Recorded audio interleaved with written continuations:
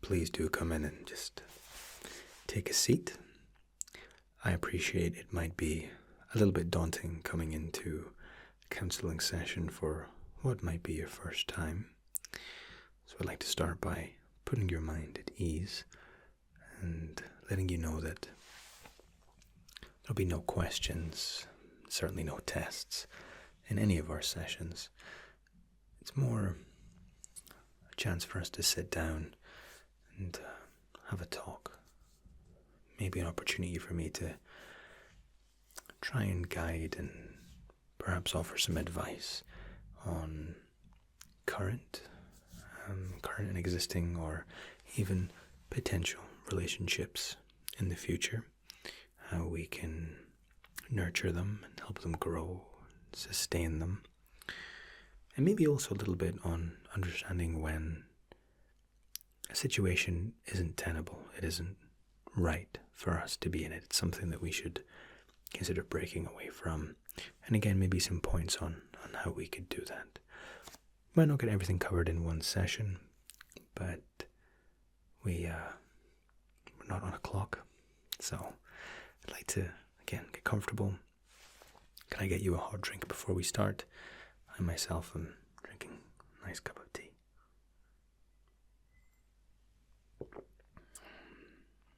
It's warming and something quite cozy and comforting about a hot cup of any drink, really. Okay, we'll get started.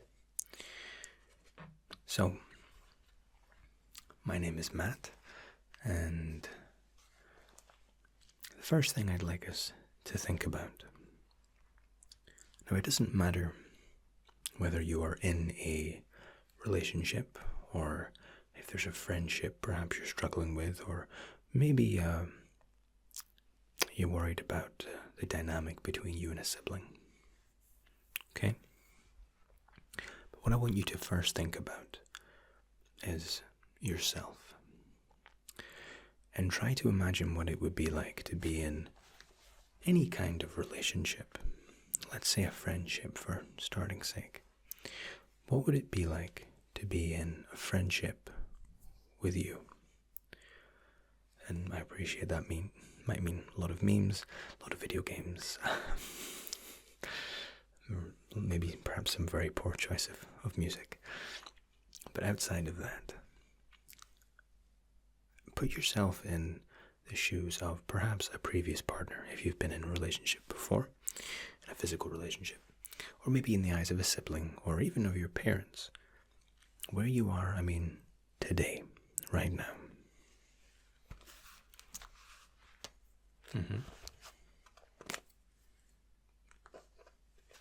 Okay.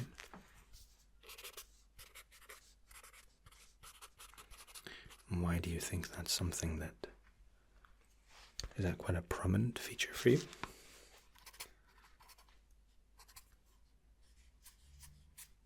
Okay. No, again, that isn't uncommon. Sometimes we can be guilty of trying a little bit too hard in relationships. Not as often as we might think that's the case. But I'll tell you what.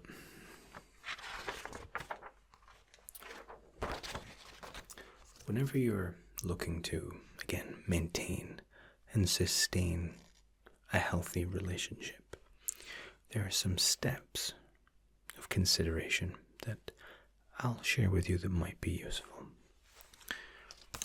I'll write them on the page and we can discuss them. So the first,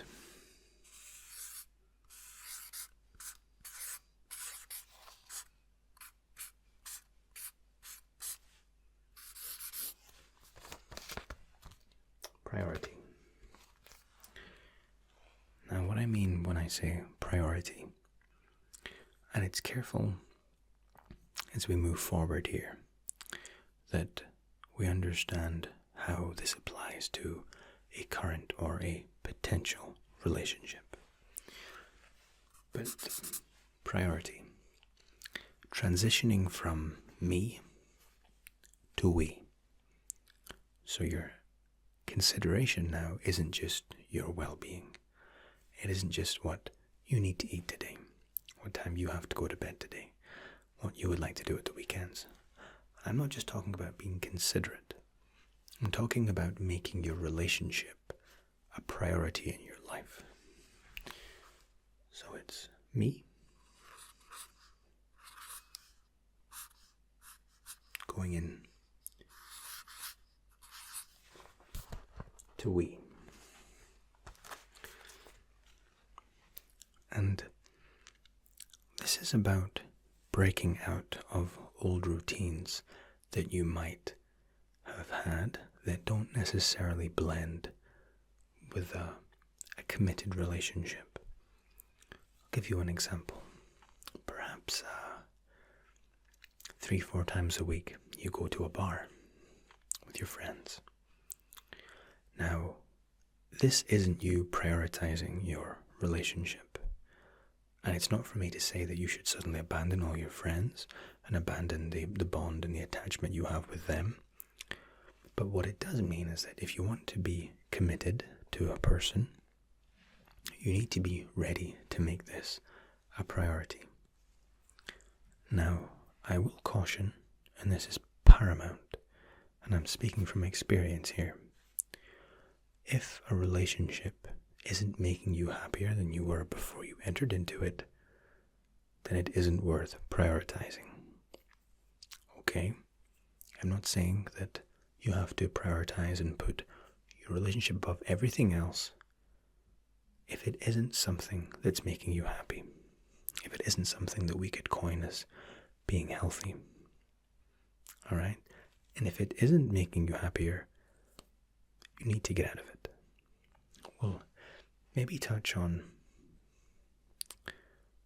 removing yourself from a partnership, escaping, for want of a better word. And I think that, and often it's a very accurate word. We can tend to allow relationships to run far too long, that we build almost a prison around ourselves. But we'll get to that.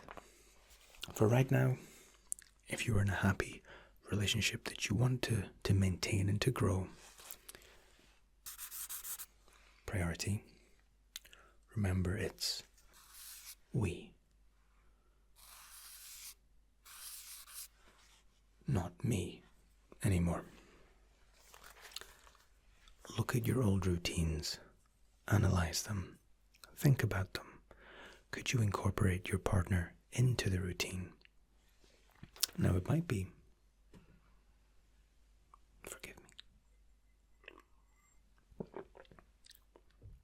if you were the kind of person to go to a bar, and I'm not the kind of person that I would rather sit and play video games 3, 4, 7 times a week. But depending on who you are and the relationship and the dynamic of it. But bear in mind, prioritize. You can't expect to get the best from somebody if you're only willing to invest the smallest portion of yourself. Okay?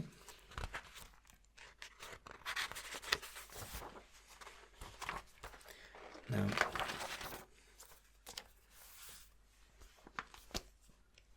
next little step.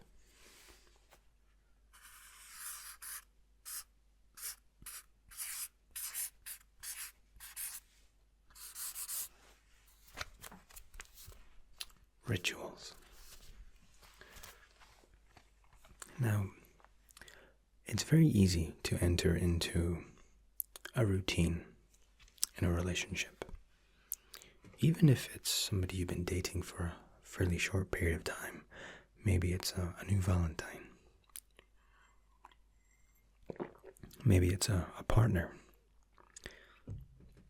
Again, even if it's a non-physical relationship, if it's a sibling who you maybe see once a week, or it's important to establish rituals.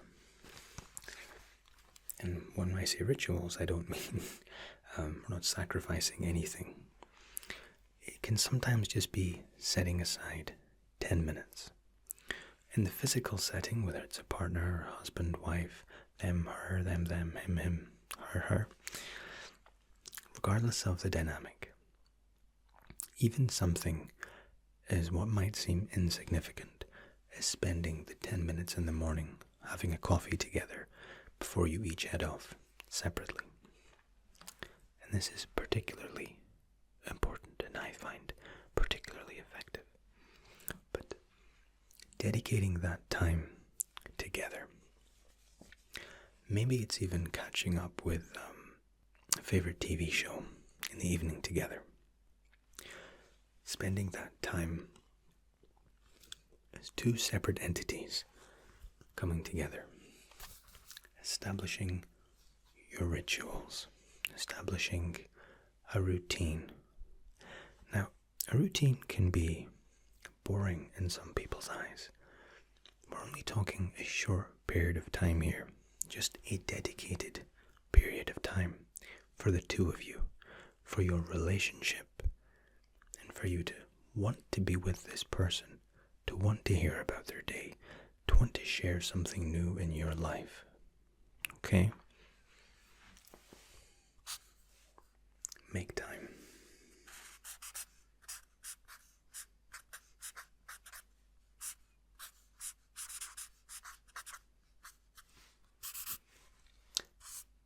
And at this point here, will probably be recurring in our session today because it's fundamental, and it will act as the foundation to any relationship. Willing and having the desire to make time for your relationship. Taking the 10 minutes. Okay? Good. Now,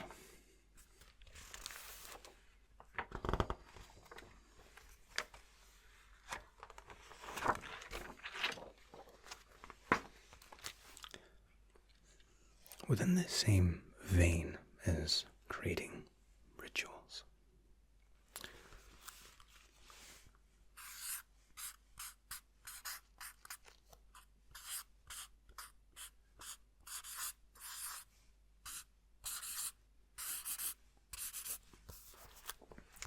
checking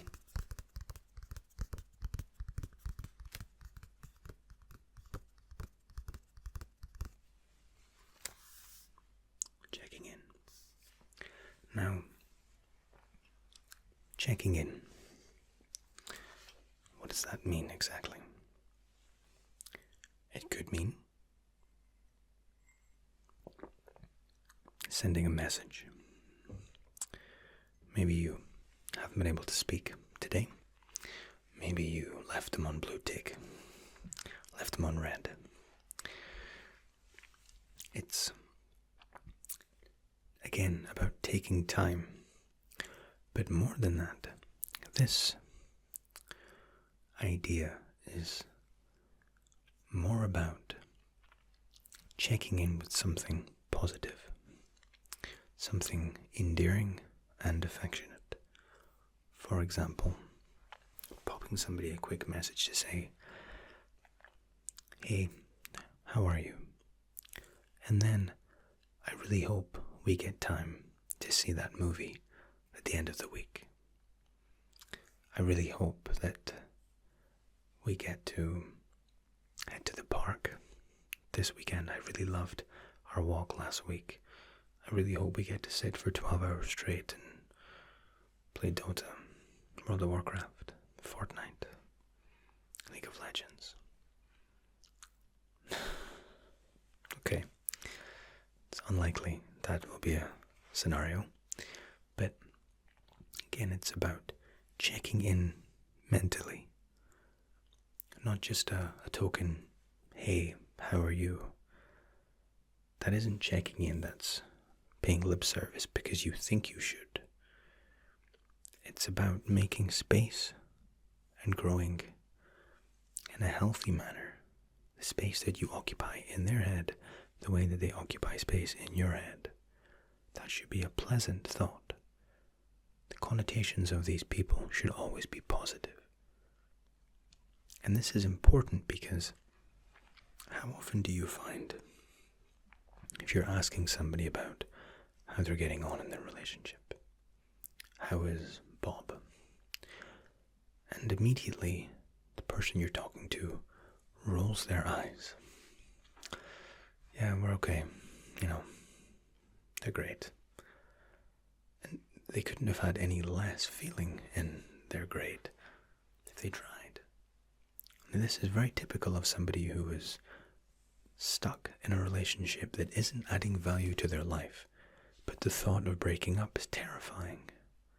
And will leave this huge gaping void in their life that they're just not willing to entertain. And so they rumble on from day to day. Don't be that couple. Don't be that brother and sister who never talk because they don't have the time. They do. Check in. Whoever the other is in the relationship, check in. Say something meaningful, kind, funny, something thought-provoking. Okay?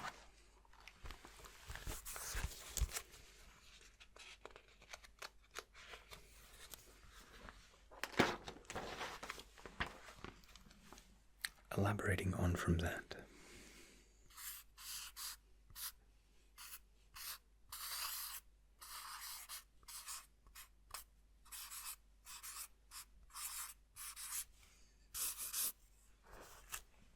Expression. Okay. Now, expression can be so important in a relationship.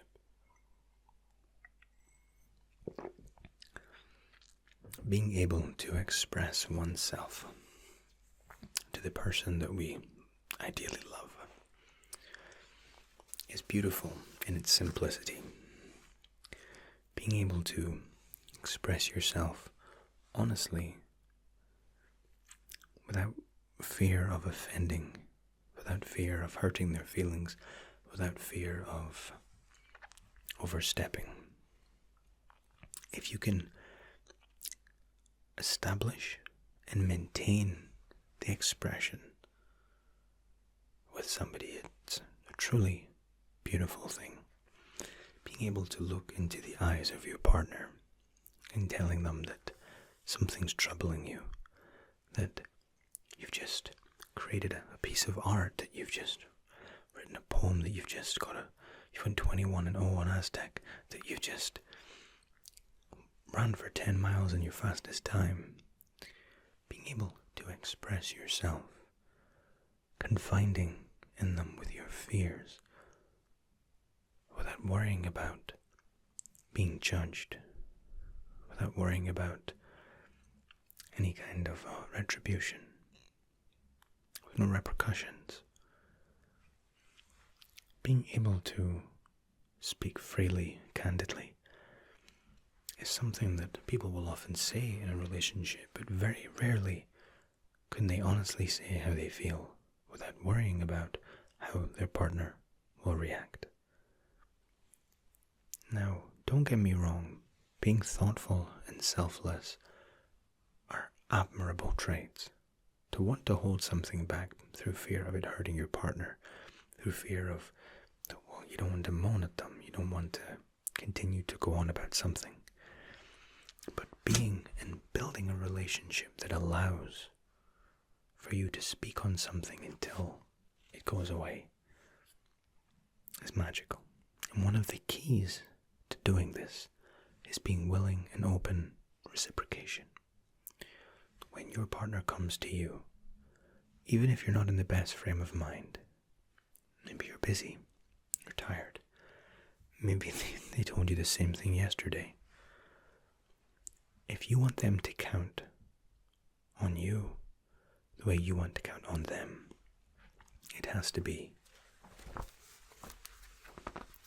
a two-way street.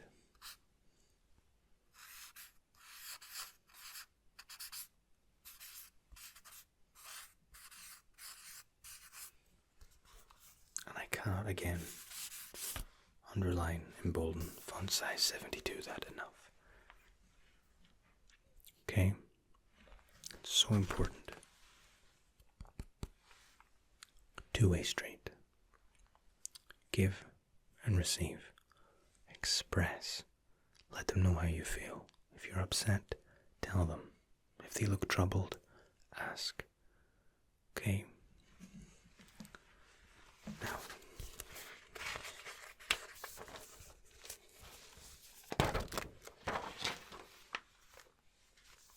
before we go on to our next topic,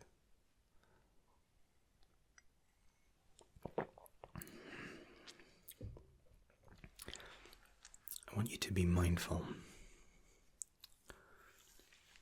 that every time we enter into a relationship, now this sounds enormously cliche, but I cannot stress it enough. It is an opportunity for you to learn, for you to grow as a person. It's an opportunity for you to show restraint, for you to show control, wisdom, and compassion. Control and restraint in the sense that sometimes you're going to get home and feel frustrated. Maybe they'll do something that annoys you. But learning that unleashing with whatever your mind tells you to do doesn't fix anything. There's a book, a biography of sorts, called Jet Kune-do, or Jet Kune-do, depending on pronunciation. And it wasn't formally written by a man called Bruce Lee. It's more of an amalgamation of his memoirs and thoughts. Upon his very untimely death, his wife commissioned a writer to basically pull it together. And that book alone taught me a lot about self-discipline, about refraining, never allowing yourself to snap at people, never allowing the frustration to dictate how you behave. And once you learn to control that, it's incredible how quickly the need to unleash and to let go of that frustration, it dissipates. It just doesn't build up in the same way. Whenever we change our habits, we're changing perspective. And when we change perspective, we're actually changing behavior. And that's key. Key for self-improvement and key for improving and growing your relationships. Okay. Now with that in mind, next topic.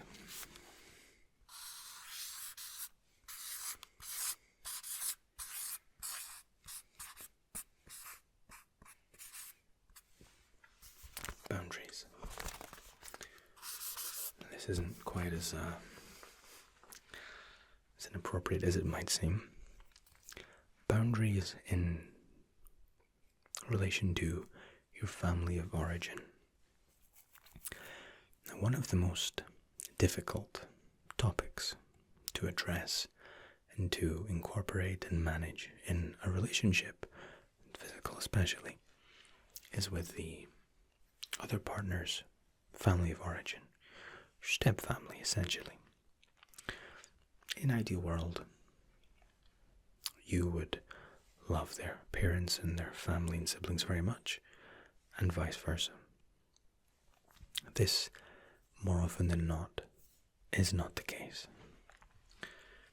And again, if you're committed and you're happy, this is where you need to remember that the parents of each partner, once their child enters into a relationship that's serious and committed, they need to back off a little bit and focus less on being parents and more on being partners themselves. Now, it's imperative not to abandon or let these relationships decline, but understanding they should take on a new dynamic. So when we're talking about boundaries, we mean you and your other half understand that you two are, number one, family can be an equal, number one. But you need boundaries. How much is too much? How much is making you feel uncomfortable? Now, I've had partners before that try to almost unconsciously intervene with how much I was seeing my family. And this isn't a dynamic you ever want to be in either. You want to find somebody that is comfortable with the level of interaction that you have with your parents, your family. And likewise for them. But where it's important to set boundaries is that once you enter into a relationship, that you are committed. And that sometimes a certain something is too much. Case in point, if your partner comes home and said, I've been asked to go on a 3-month cruise with mum and dad. Now, it isn't wrong to have a boundary here to say, this is a little bit too much for me to support. I'm not saying you have to decline it, but I'm saying it can be a talking point. In relationships, you have what's called a semi-permeable boundary.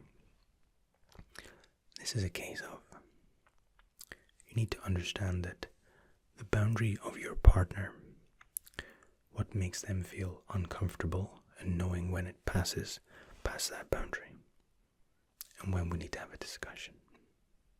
Okay? Semi-permeable.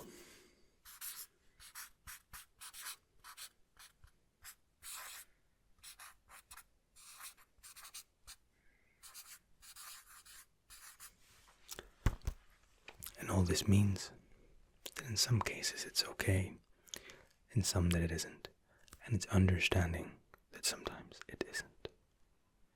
Alright? Good. We're almost there.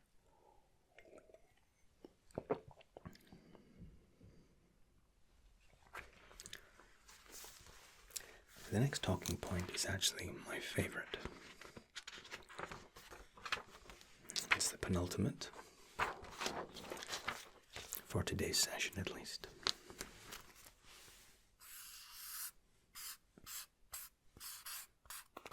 It's not Cher the singer.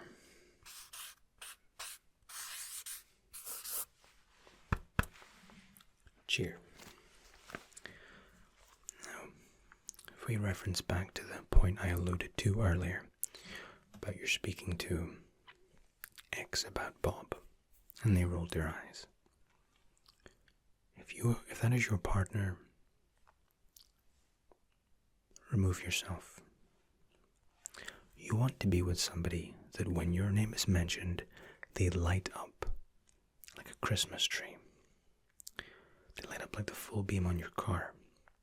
They're proud to have you as their partner. They love you for who you are. The very thought of you and how you are, your mannerisms, what makes you you, that springs to the forefront of their mind. Not the fact that you didn't fold a towel, or the fact that you forgot to do something, or that you did something too much. If that is their immediate reaction, they're not celebrating you. And you as well, if you're asked about your partner and the first thing that comes up is a negative thought. You need to understand why that is. Be proud of your partner. Be your partner's biggest supporter. Because it will mean the world to them, and I guarantee it will mean the world to you when it's reciprocated.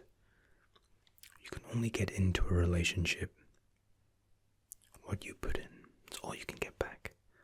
If you put in very little effort and very little time, what do you expect to get back? Now, there are instances where you're the only one putting something in, and they're getting it out regardless, without putting anything in. That's called being used, and it needs to stop. If you're getting nothing from your relationship and you're giving everything, unless your partner's willing to sit down and change very radically, then walk away. You should be cheered and supported every step of the way. I'm a huge advocate of that. Be your partner's biggest fan. I mean that. Treat them nice. Treat them with respect and dignity. Your own mini celebrity. Okay? Mr. Leopard. Cheer. My favorite one. Now,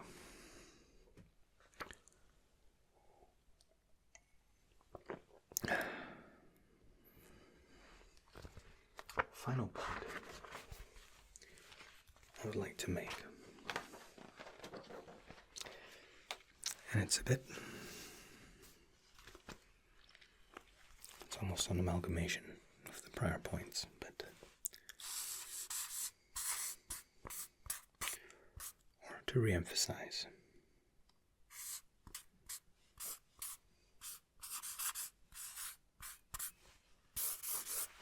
Make time.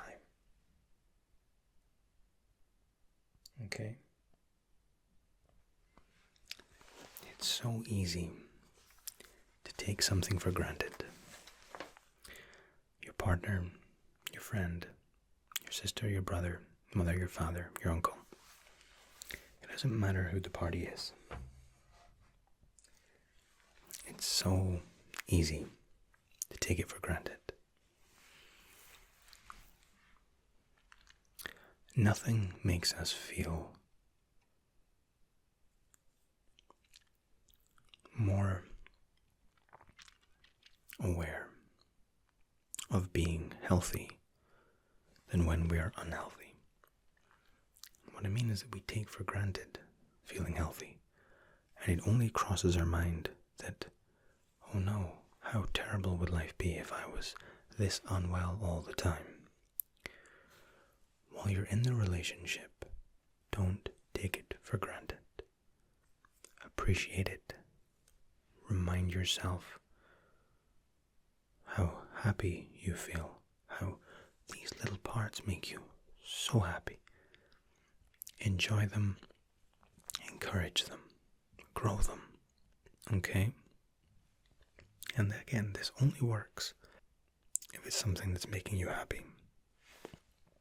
If this is a relationship that isn't making you happy, then that's a different conversation. I would also caution you against, when both parties decide to go their separate ways, your brain will torture you by only replaying the positive events. Remind yourself why you broke up in the first place. Those positive events had always happened. They were there. The reason you weren't focusing on them is because the negative was louder. And that's a hard truth sometimes. And again, it refers back to the point I made about cheering. If the first thought, the first connotation of your partner is negative, chances are that isn't something that you want to stick around with long term. Now, it could be that your thought process is justifiable. Maybe you're just not well matched. Maybe they're behaving in a way that's unfair. But either way, it's not grounds to maintain. Okay?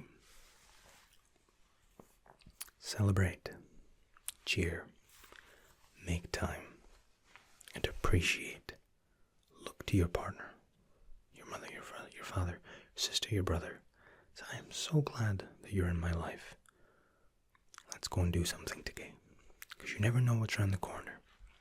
For non-physical relationships, you never, ever know what can happen. I'm not saying you have to call them all night, every night. But make a point of appreciating it. Appreciate the nice things that they've done for you. The times they were there for you. Be thoughtful. Be mindful. Most importantly, be compassionate. If you're able to show compassion, you're more likely to act with a bit of reverence and a bit of selflessness. And in turn, receive the same thing back. Not always. That's what we want. Okay?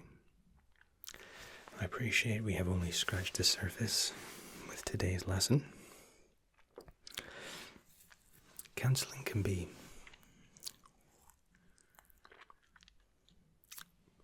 a laborious process in some cases, but sometimes understanding what we're not doing well, understanding how we could do something better, can have the largest impact on our lives. The largest positive impact on our lives, no less. The next session, I said we will carry on a little bit further, and I want you to try to think again of yourself in that dynamic, how you are, how you would perceive yourself. Okay? Thank you so much for coming in today. I appreciate that it's a lot to take in. I'll pop you a note with what we discussed today, and the next session can be as early as next week. Okay? I understand that you had requested this specifically, but next time you come in, we'll make it a bit more generalized. It's my pleasure. Take care, and I'll see you very, very soon.